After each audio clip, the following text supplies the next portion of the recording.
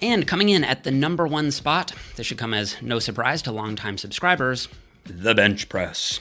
Going back to my criteria real quick, the tried and true bench press ranks about as highly as an exercise can for all 4 criteria. It's probably my favorite exercise, period, for any body part. It places high tension on the entire pec throughout the full range of motion. It's very easy to overload, especially since you can microload it with just 5 pounds or less, and it's very accessible. Almost every gym has a bench and a barbell. Now, there are some people who make arguments against the bench press as a so-called hypertrophy exercise. They'll usually say that it's good, but maybe not the best choice because the barbell limits your range of motion at the bottom.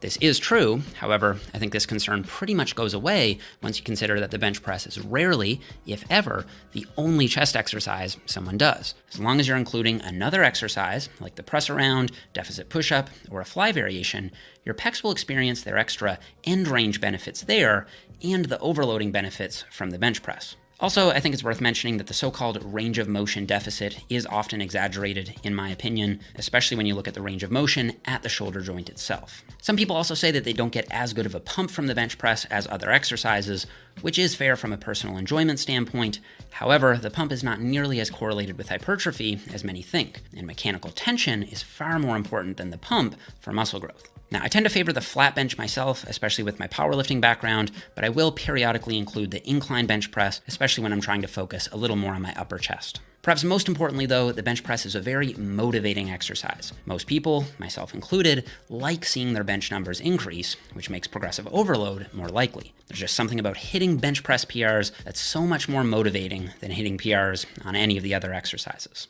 I give the bench press 5 stars.